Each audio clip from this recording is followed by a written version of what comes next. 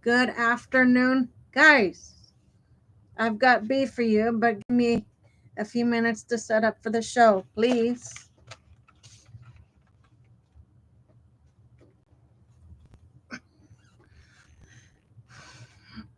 Back up.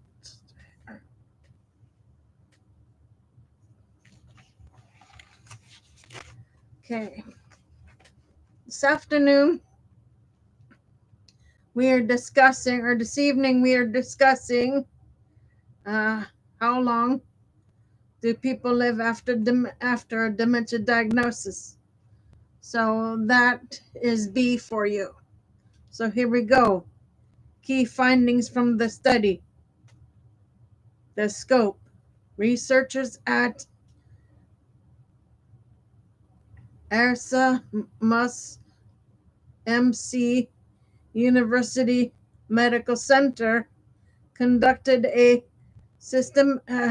systematic review and meta-analysis of 261 studies involving over 5.5 million people with dementia. Life expectancy range. Survival after diagnosis varies widely from 1.5 to 10 years. Age as a predictor. Women diagnosed at age 60, median survival of 8.9 years. Women diagnosed at age 85, about 4.5 years.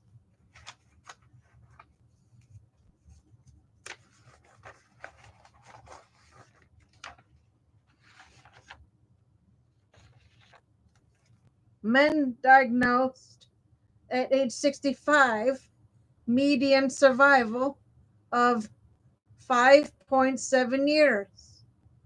Men diagnosed at age 85, about 2.2 years. Gender differences. Men generally have shorter survival times than women post-diagnosis.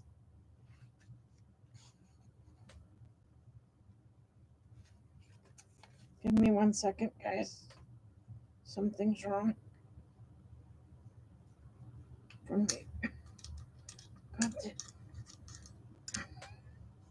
get that on the choke myself. Okay. Broader implications. The study offers one of the most comprehensive estimates to date, helping families and clinicians better understand prognosis. It underscores the importance of age and gender in shaping survival outcomes, which could inform care planning and support strategies. Okay, give me 2 seconds.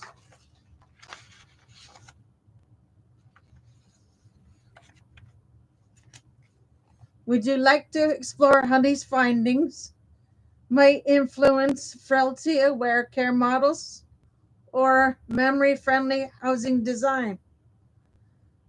The findings from Erasmus MC study on dementia survival rates can significantly inform and refine care planning strategies in several ways.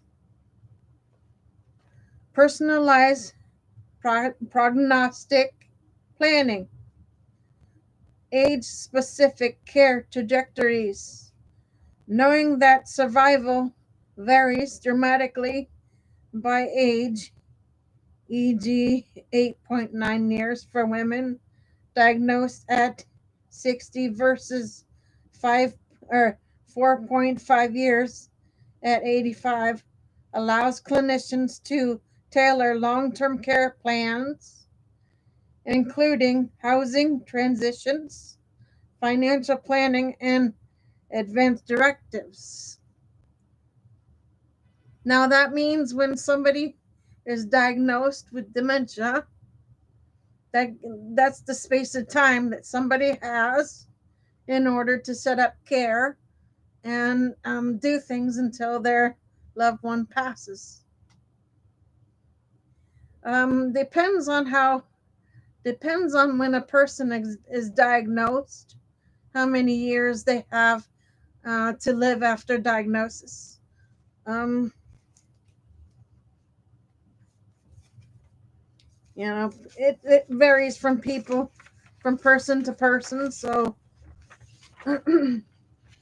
nobody really knows how long a person has in after they get diagnosed with dementia diagnosis, and it depends on how much damage is in the brain as it is when it starts.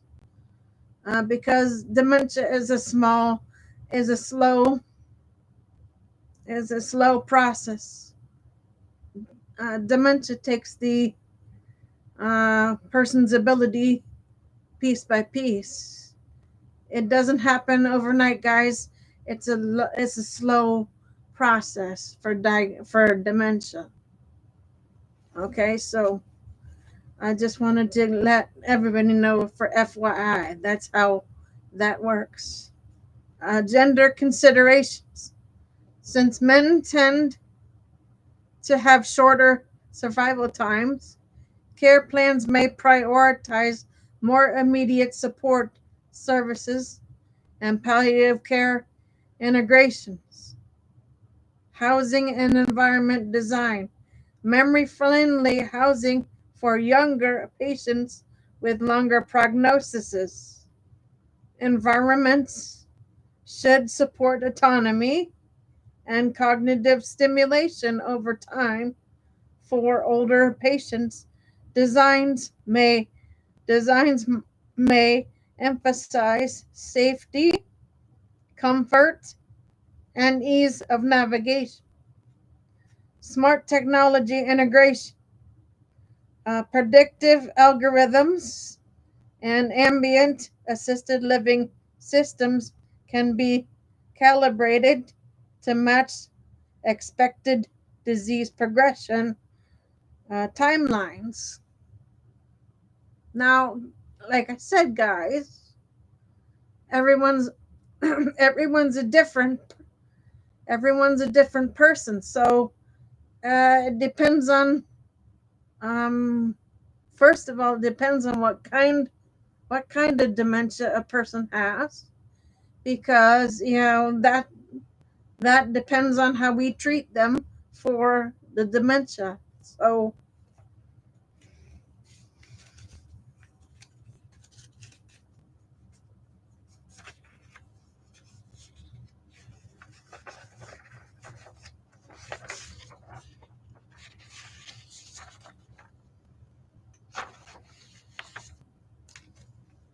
and when somebody gets dementia, straightforward it's not straightforward.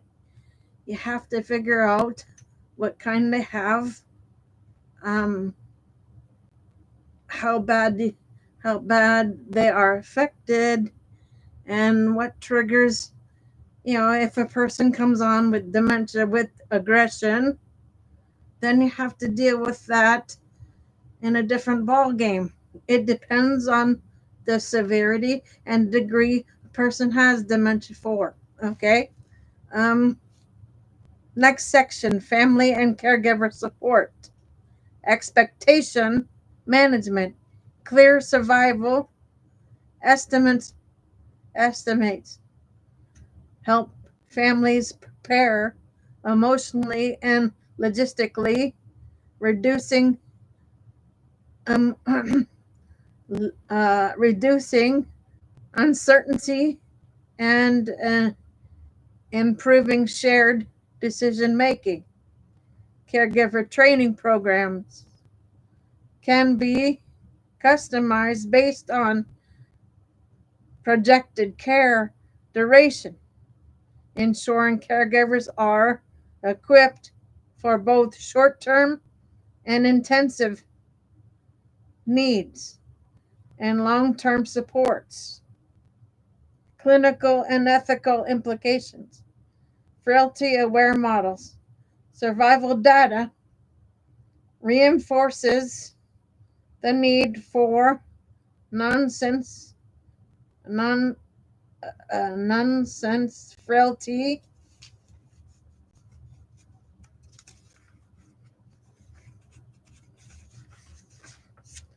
assessments.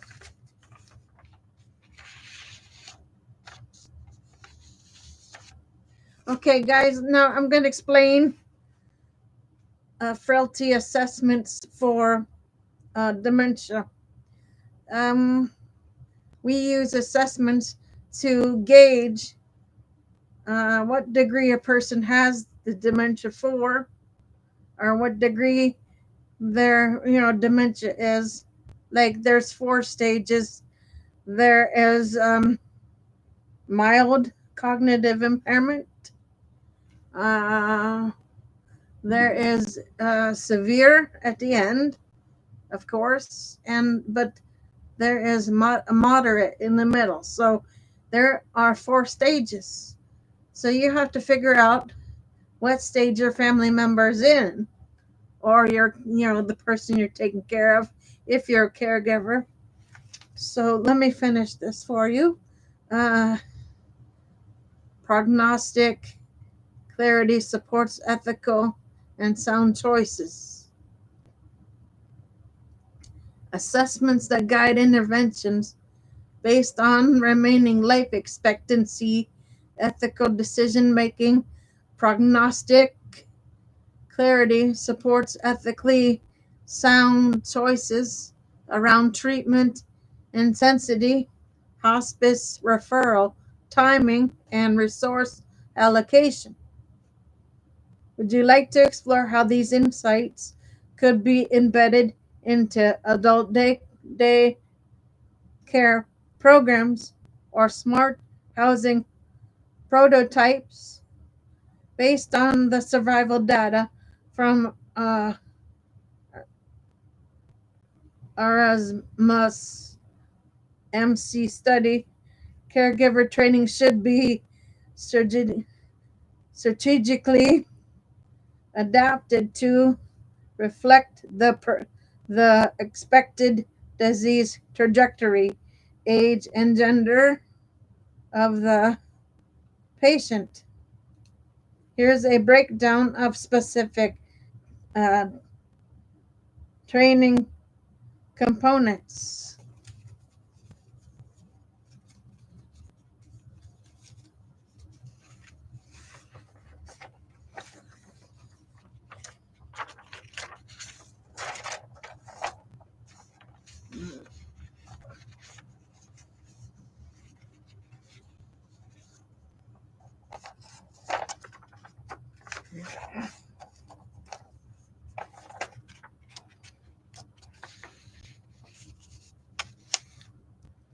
Okay.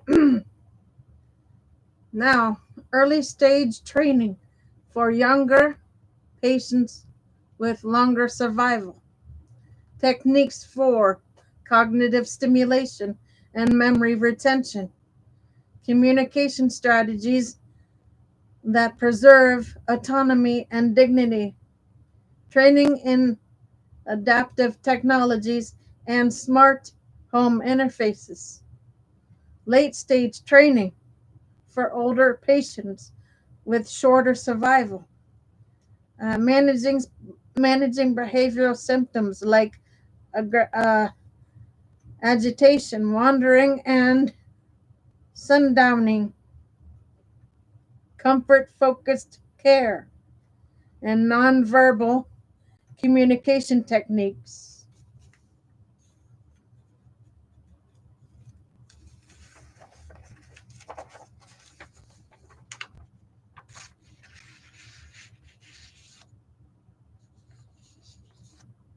Palliative care principles and end of life emotional support, frailty aware and gender sensitivity care, frailty assessments. Caregivers should learn to use frailty indices and to anticipate functional decline and adjust care intensity. Gender differences.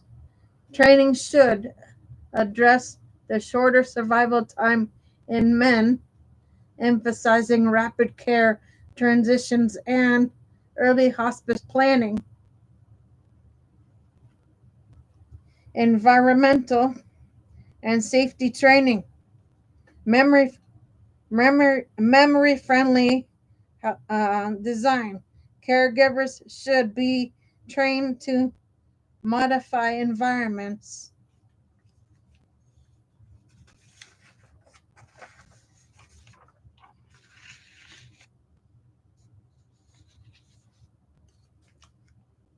for safety, orientation, and sensory comfort. Smart devices, smart device integration, introduction on using ambient assisted living systems, fall detection, and predictive behavioral algorithms. Emotional and ethical preparedness, shared decision making, training in facilitating family discussions around prognosis, care goals, and ethical dilemmas. Grief and resilience, grief and resilience support, techniques for managing caregiver burnout, anticipatory grief, and emotional resilience.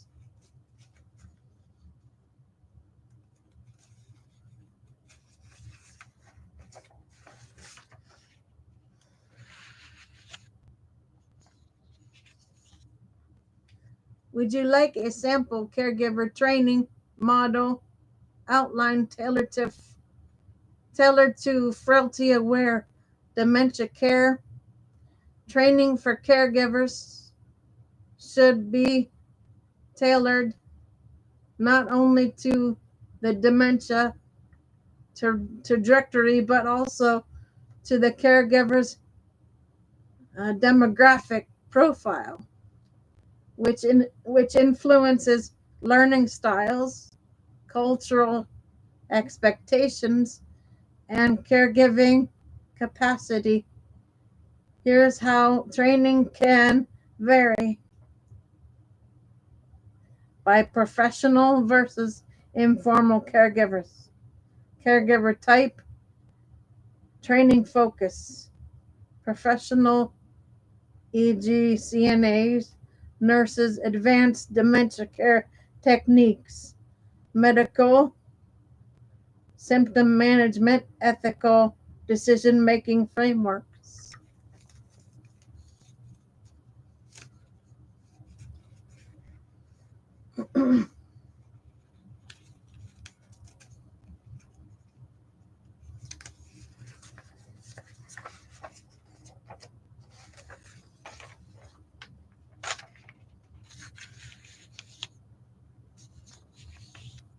Informal, e.g., family members, basic dementia education, emotional resilience, communication strategies, home safety, modifications.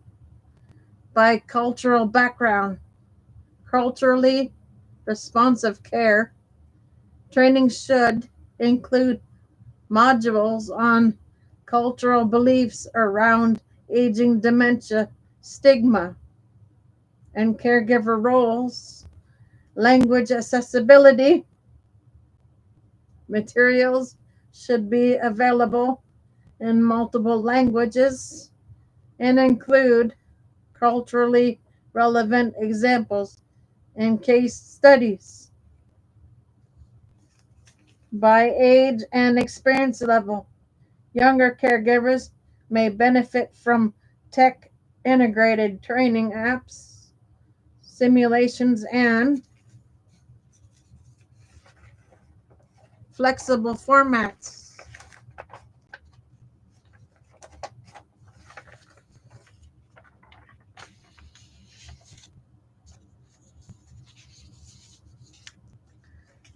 Mobile access. Older caregivers prefer in person workshops, printed materials, and peer support groups. Training should emphasize ergonomic techniques and physical self care. By educational background, highly educated caregivers can engage with evidence based models, research summaries, and ethical debates. Limited formal education. Training should use plain English or plain language, virtual aids, and hands-on demonstrations.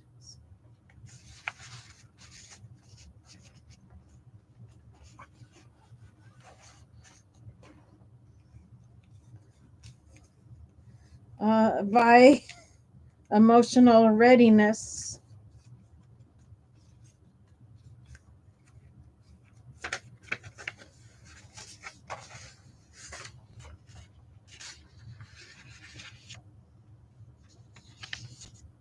New caregivers need foundational knowledge, emotional support, and realistic expectations. Experienced caregivers benefit from advanced models on burnout prevention, grief processing, and leadership in care coordination. Would you like a customizable caregiver training framework that integrates these demographics considerations with frailty aware dementia care? Absolutely, based on the dementia survival data and your interest in frailty aware memory friendly care. Here's a cohesive caregiver training program that integrates demographic tailoring, ethical frameworks, and practical strategies.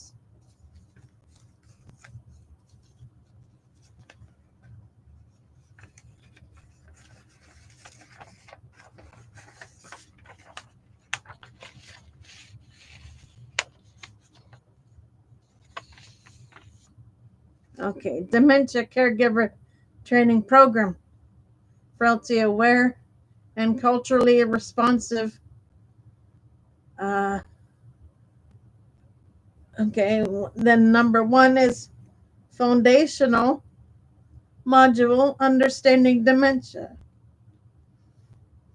Two, disease progression and survival estimates, 1.5 years to 10 years.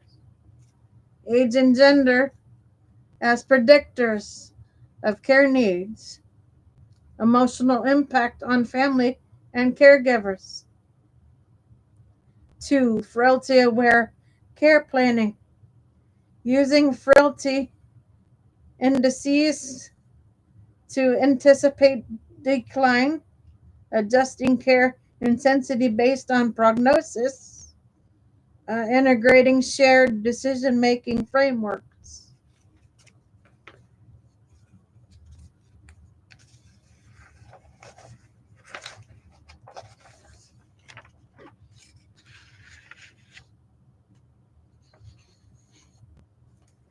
Caregiver and behavioral support, cognitive and behavioral support, early stage, memory, stimulation, and autonomy, preserving communication.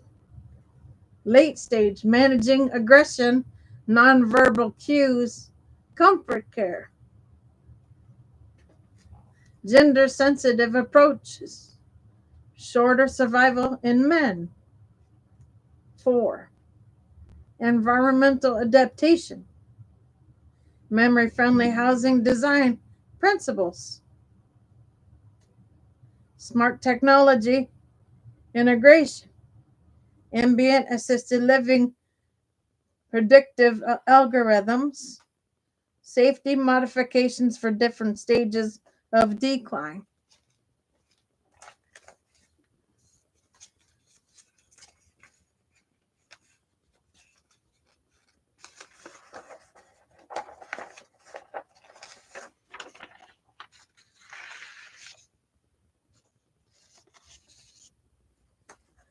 Okay, 5, cultural competency and demographic tailoring. Demographic group, training adaptation, professional caregivers, advanced clinical protocols, ethical decision making, tech integration, informal caregivers, practical home care skills, emotional resilience, simplified tools, younger caregivers, app-based models, simulations, flexible formats, older caregivers, printed guides,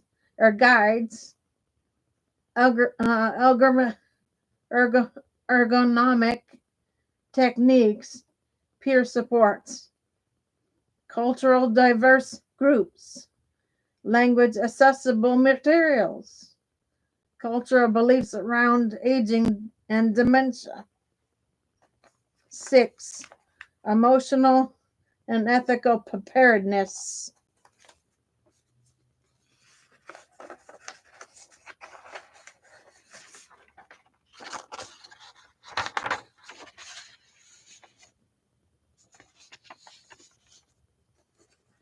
Grief and literacy and anticipatory loss, burnout prevention and self-care, ethical dilemmas and end-of-life decisions.